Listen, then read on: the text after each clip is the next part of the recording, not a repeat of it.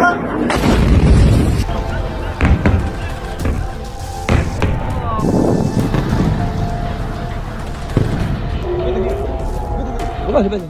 মাসে গড়ানো ইরান ও ইসরায়েল যুক্তরাষ্ট্র সংঘাতে ক্রমেই চাপে পড়ছে ইসরায়েল।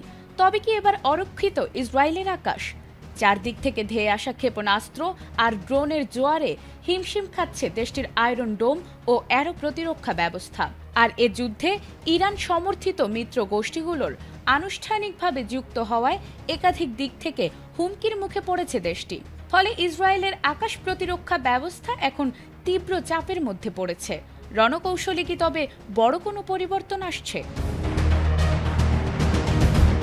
পশ্চিম তীরের রামাল্লাহ থেকে আল জাজিরার এক প্রতিনিধি জানিয়েছেন, ইসরায়েলি নেতৃত্বের বক্তব্যে বিজয়ের সুর থাকলেও বাস্তব চিত্র বলছে ভিন্ন কথা। আর এদিকে প্রধানমন্ত্রী বেনিয়ামিন নেতানিয়াহু দাবি করছেন, ইসরায়েল কৌশলগতভাবে এগিয়ে রয়েছে এবং ইরান কোণঠাসা।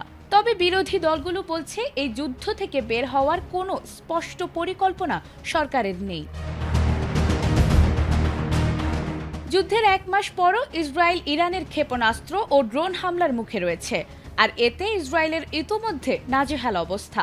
সেই সাথে যোগ হয়েছে ইরান সমর্থিত গোষ্ঠীগুলোর রকেট হামলা, যা সামলাতে হিমশিম খাচ্ছে নেতানিয়াহু প্রশাসন। সব মিলিয়ে বহুমুখী আক্রমণে চাপে পড়েছে ইসরায়েলের প্রতিরক্ষা ব্যবস্থা। এদিকে ইরানি হামলা ঠেকাতে গিয়ে ইসরায়েলের ইন্টারসেপ্টর মিসাইলের মজুদ দ্রুত কমে যাচ্ছে।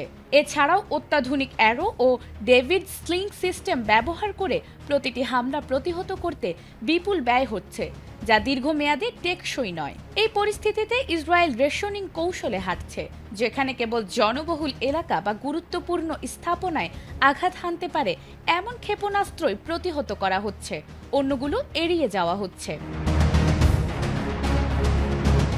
এ পরিস্থিতি মোকাবেলায় যুক্তরাষ্ট্রের সহায়তার দিকে তাকিয়ে আছে তেল আবিব। ওয়াশিংটন ইতোমধ্যে থার্ড প্রতিরক্ষা ব্যবস্থা মোতায়েন ও অতিরিক্ত সহায়তার উদ্যোগ নিয়েছে। তবে একই সময় ইউক্রেন ও মধ্যপ্রাচ্যের সহায়তা দিতে গিয়ে যুক্তরাষ্ট্রের মজুদেও চাপ তৈরি হচ্ছে।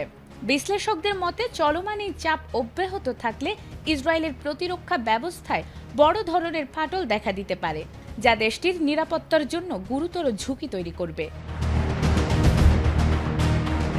নাজমুন নাহার জান্নাত, এটিএন বাংলা।